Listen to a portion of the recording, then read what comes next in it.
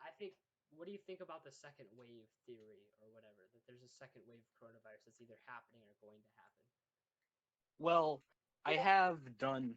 I am very interested in things like virology and sociology, things like that. And with virology, if if there is a big disease, it usually goes away during the summer, but then it comes back again during the fall and the winter. That's what we see in things like the flu and things like that. I don't know. So I think that we're already in a second wave, honestly, because if you look at it, some states are having like I think it was Arizona specifically is having like their biggest number of had like just a few weeks ago they had like their biggest number of cases ever. I mean, not a few weeks ago, it was just a few days ago. They had like the mhm. biggest number of cases in one day ever, and there's But several you states that know, are having that. if we're having the second wave of the coronavirus now, that could open up the door for it to, if we start the lockdown during the summer, it could be low enough during the fall that Trump can use that. I don't know. This is just something I'm thinking about, but it is possible. It's possible. I think that the entire thing that causes the second wave, though, and that has caused the second wave, is the fact that states are reopening. Yeah. It's so And abysmally while slow. I support a state's right to open up and restart its economy, at the same time, I also recognize that we should have things like mandatory glove and mask wearing. It isn't breaking your First Amendment to tell you that like you need to wear a mask to stop the spread of a potentially deadly virus. Like for 80% of the people, it's going to be fine. We already know this, but for that 20%, the elderly and people with compromised immune systems, we really should be helping out those who cannot help themselves, which is why I think that a lot of Republicans and conservatives are fighting a losing battle here because you are always going to lose when they appeal to morality. When the other side appeals to that, you Right. just can't win. I feel like I if we would have done like the mandatory mask thing like immediately when this whole thing started, we wouldn't We even wouldn't be in have this the problem. situation because Japan didn't even lock down. All they did was enforce a mandatory mask policy in public. Yeah, They a lot of have Asian zero countries have cases been, now. yeah, and we really should be embracing a culture of like protecting ourselves with masks. I don't think this should be a thing that ends with the coronavirus. In fact, I think it should be a thing that continues because we see in a lot of these Asian countries where it's just common practice to wear a mask when you're sick. And we really should embrace that here in the United States. Like, take days off from work when you're sick and not get everyone else in the office sick, you dumb prick. Part of that Didn't mean for that to rhyme, but we should be embracing that sort of culture where it's just respect for your fellow human being. part of that is I honestly think the what was I gonna say? Part of that is Medicare for all. Honestly, if we had Medicare for all, I think people would be a lot more willing to go to the doctor early on and Hmm. get solve like get their whatever they have going on solved. And honestly, we should Yeah, but have mandatory paid sick leave too because of that same reason. Like we shouldn't be encouraging people to yeah, take no sick doubt, days if no we're doubt. having Yeah. it. I completely Also, agree. I what was I gonna say? Something really. Damn, why can't I remember it? Anyway, continue. So yeah, that is, and then like another response that we could have done. Germany is also doing pretty well on this. So we have like a 20% unemployment rate, right? So that's like Yeah, Great that's the highest Depression. it's been in That's a like Great while. Depression levels. So In fact, I think it might be slightly higher. I think it's technically lower, but the real unemployment rate is 20% because if you look at the U6 unemployment rate, it's like 20%. The U6 is an organization that basically calculates the unemployment rate because the way the U.S. government does is stupid. Hmm. Like they calculate the U.S. government. I don't really know how to explain it, but the U.S. government has like a lot of loopholes for what qualifies as unemployed to make it look better. So the Yeah. U6 is like, no, we're just gonna actually calculate how it should be. Like literally everyone that is unemployed and doesn't have a job, who's over 18 or whatever, is going to get Hmm. counted, and it's like 20% according to that. I don't know. It might be a little over. I don't know. But anyway, that's like Great Depression levels. Germany has a 4% unemployment rate. You know what they did? which is like our usual unemployment rate on a good day. Right. You know what they did? They just temporarily nationalized wages Hmm. temporarily. So they just temporarily said we're going to pay your workers' wages. Momentary communism. Yes, well, kind of. They weren't like controlling the means of production. Yeah, I They know. were just paying the wages of workers for a few So months, like momentary socialism. basically. And guess what? Their unemployment is 4%, and they're doing great. Yeah, and that reminds me of another thing too. I do support the thing that Andrew Yang was saying early on when he was, still a credible candidate, where we should have a mandatory $1,200 a year, because I did do some logic research on it, and people, when making $1,200 a year, the vast majority are going to want to get a job on top of that, so that you have that extra $1,200 a year. And it's not like we're spending most of the money we get through taxes on very important things. Right. Ahem, the U.S. military, ahem. But UBI I is a feel great like, idea, in my opinion. oh, hang on one moment.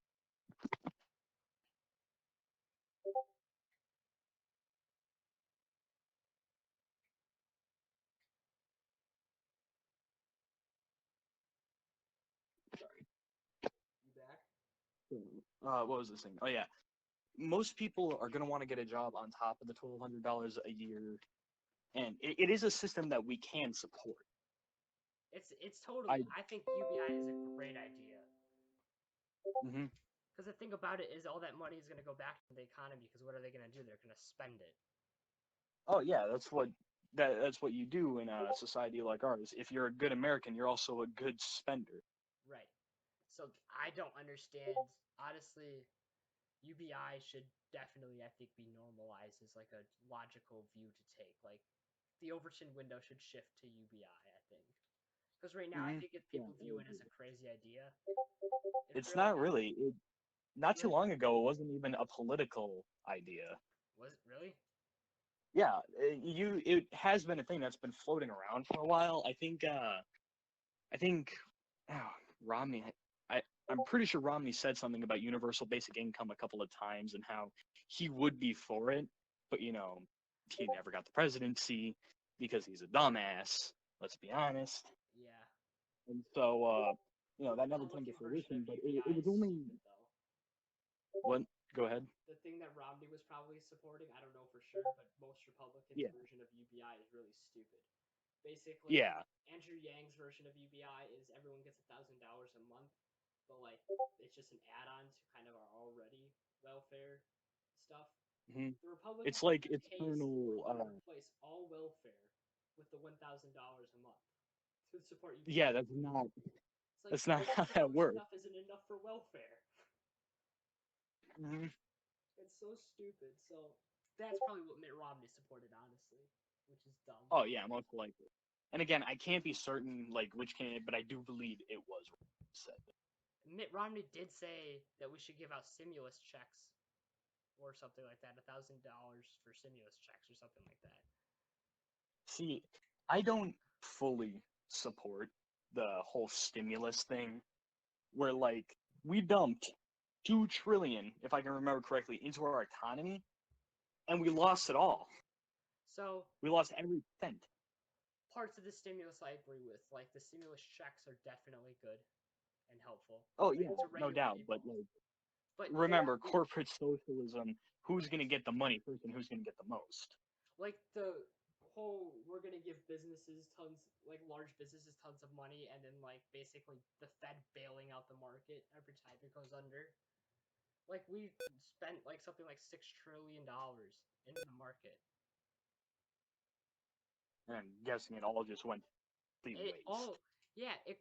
I remember like at the beginning of this when the market was like super volatile. Uh, Hmm. so it crashed, right? And then the Fed pumps like $2 trillion in, and then the very next day it crashed again Yeah, in that's what like I was referencing. hours.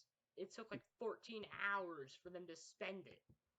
That's literally, like, if I can remember correctly, a very large chunk of America's total tax income But gone. they're not using the tax income. This is the other thing that ticks me off, and honestly, I don't know how much you're going to agree with me on this, but the U.S. government agrees with me on economics. They just don't want to say it because they're all corrupt. So there's Hmm. this economic theory called modern monetary theory, which basically states that as long as you can create more resources, there's no real limit to how much you can really spend because you can always back it up with Hmm. more resources. That's very simplified, but that's kind of what it means. It sounds kind of out there, but the more you research it, I think it makes sense.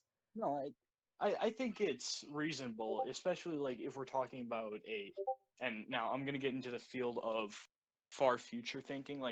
Think about a space society that has been able to start planetary mining and stuff like that. As long as there's always an uptake of resources, like you said, there's no spending cap. Right. That's basically the overly simplified central idea of modern monetary theory. And the U.S. government clearly believes in it because that's what the Fed was doing. When asked if Oh yeah. when asked if the taxpayers were going to pay for it, the guy who runs the Fed, I don't remember what his name is, was literally like, "No, we just go into their bank accounts and add a couple zeros." Holy fuck. And I'm like, so they know that you can literally just print money, but they're not doing it for like Medicare for all. For that, it's too expensive. It's like, No, it's no, all about picking and choosing what's best for industry. right? Like Medicare for all is not good for insurance companies, and insurance companies make the U.S. government a whole lot of money in kickback.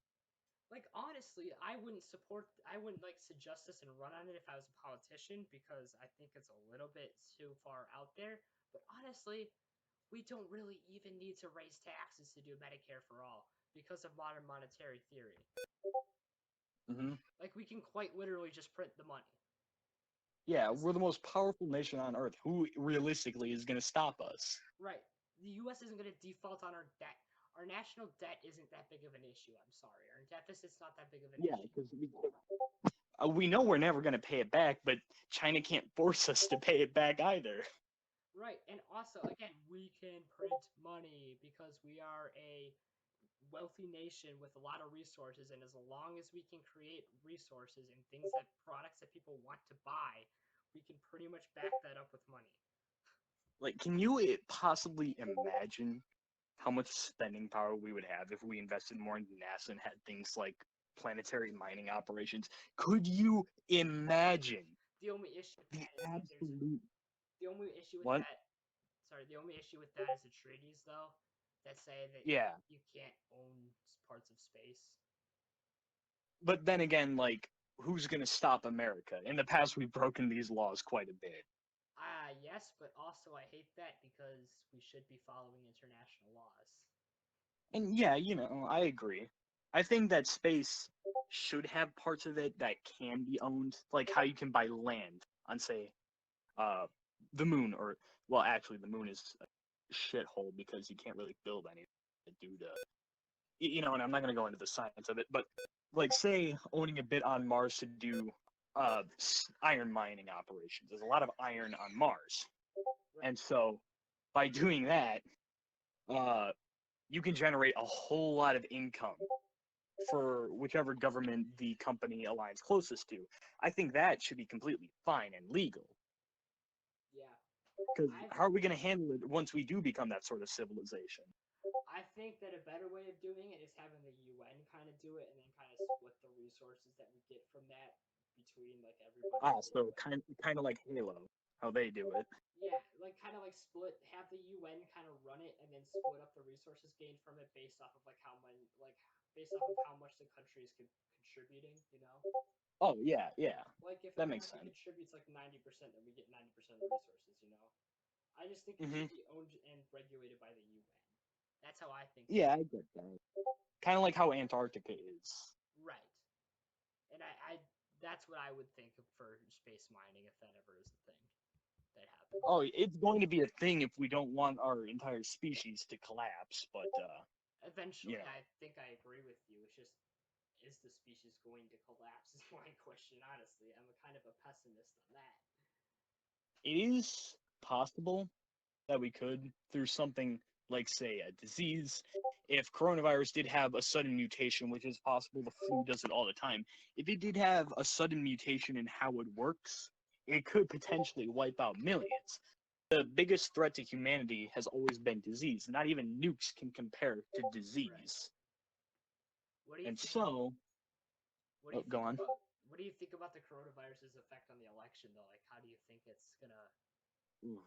Uh, I think it really does give the edge to Democrats. It really does because with Democrats doing the whole mail voting thing and Republicans just like completely ignoring that prospect, they just have the advantage.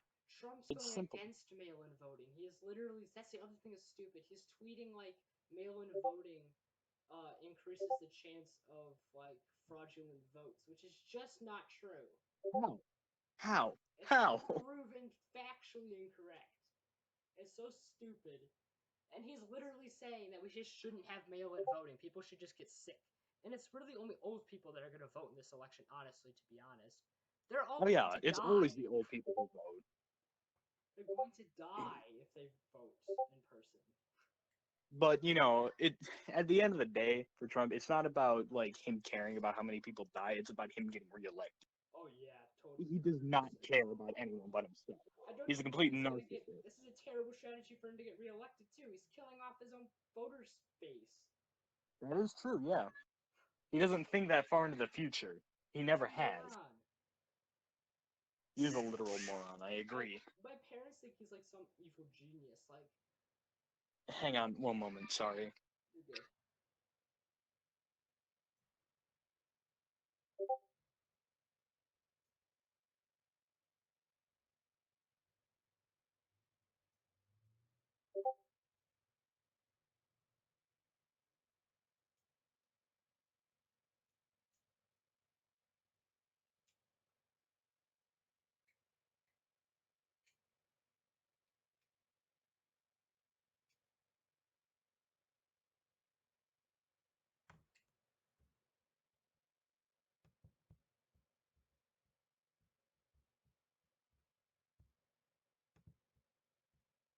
All right. I'm sorry. You're good. My parents think Okay. that What were Trump you is saying some now? literal evil genius, and I'm like, no, he's just a moron. Wait, who? My parents, Oh, like, yeah. he's like they He, think he's planning all this, and he's just a moron. yeah. There's no planning behind this. If there was any sort of planning behind this, he would have realized that this was all a bad idea. He literally said that insulin, like he was talking about insulin or whatever in some bill that he or some executive order that he signed or whatever, and he was like, should I be using insulin? I'm like, What? are you stupid? What? You don't just ask that question. Ask your doctor. This man is literally a threat to himself. This man, yeah, use insulin and overdose and die is what's gonna happen. Oh my Or lord. like the one time, can you hear what's going on out there? Just a little bit. It's not that bad. Hang on one moment. This needs to be resolved. I'm so sorry. You're good. To any future viewers here, I apologize.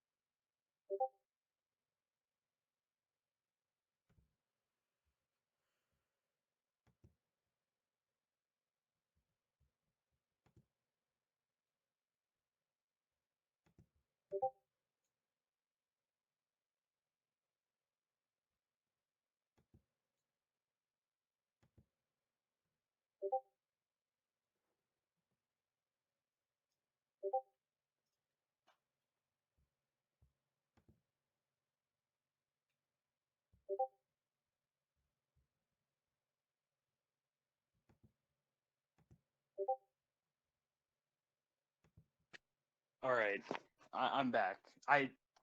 The main problem is a bunch of kids in the house, bunch of people, Yeah. and they have nowhere to go. All that, which helps me segue into one of the points I wanted to cover about the whole handling of the coronavirus. Yeah. So, one of the things that gets some attention, but not enough, really is how families are being affected by the coronavirus. How keeping people inside for too long really affects them. And so, you can't really send your kids to things like daycare or, well, hell, even school at this point because there's a fear of getting infected. Yeah. One moment, please.